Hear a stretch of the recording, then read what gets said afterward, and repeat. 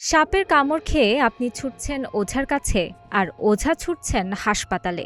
কুষ্টিয়ার ভেড়ামারায় নিজেকে বিষঝাড়া ওঝা দাবি করা ইমরান হোসেন গোখরা সাপ ধরতে গিয়ে নিজেই ছোবল খান। এরপর নিজের ঝাড়ফুঁক বা মন্ত্রের ওপর ভরসা না করে তিনি সরাসরি যান কুষ্টিয়া জেনারেল হাসপাতালে। নিজেকে সাপুড়ে ও ওঝা পরিচয় দেওয়া ইমরান বিভিন্ন স্থান থেকে সাপ ধরার ভিডিও সামাজিক যোগাযোগ মাধ্যমে নিয়মিত প্রকাশ করে থাকেন। এছাড়াও তার একটি ভিজিটিং কার্ডও রয়েছে, যেখানে তিনি সাপের বিষ ঝাড়া হয় বলে উল্লেখ করেছেন। বিষঝাড়া ওঝা ইমরান জানান, শুক্রবার রাতে স্থানীয় আমিরুল ইসলামের বাড়ি সাপ উদ্ধারের জন্য যান তিনি। বাড়ির উঠানের মাটি খুঁড়ে একটি গর্ত থেকে গোখরা সাপ বের করার পর সেটিকে ধরার চেষ্টা করেন।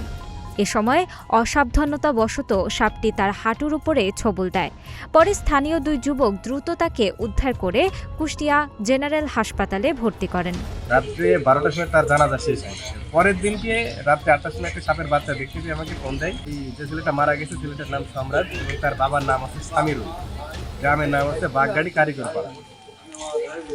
তো আমি যাওয়ার পরে 4টা সাপের বাচ্চা খুব দ্রুত উদ্ধার করে তারপরে আর 2টা, তার কিছুক্ষণ পরে বড় একটা সাপ উদ্ধার করতে পেরেছি।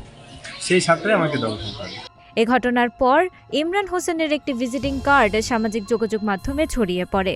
কার্ডে তিনি নিজেকে সাপুরিয়া হিসেবে পরিচয় দিয়ে সাপ ধরা ও সাপের বিষ ঝাড়ার পাশাপাশি বিভিন্ন জটিল ও গোপন রোগের চিকিৎসা করার দাবি করেছেন।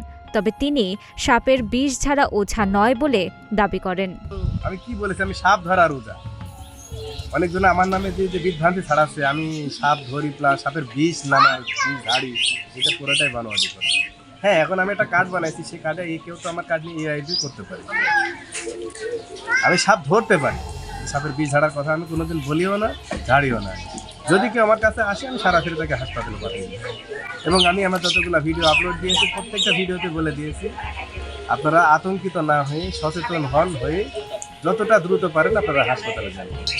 এবং আমার নামে যে এই গুজবটা ছড়াইছে, আমি এর নিন্দা এবং প্রতিবাদ জানাই। কুষ্টিয়া জেনারেল হাসপাতালের এক কর্মকর্তা বলেন, হাসপাতালে আনার পর ইমরানকে প্রয়োজনীয় চিকিৎসা ও অ্যান্টিভেনম দেওয়া হয়েছে। এরপর তাকে নিবিড় পর্যবেক্ষণে রাখা হয়।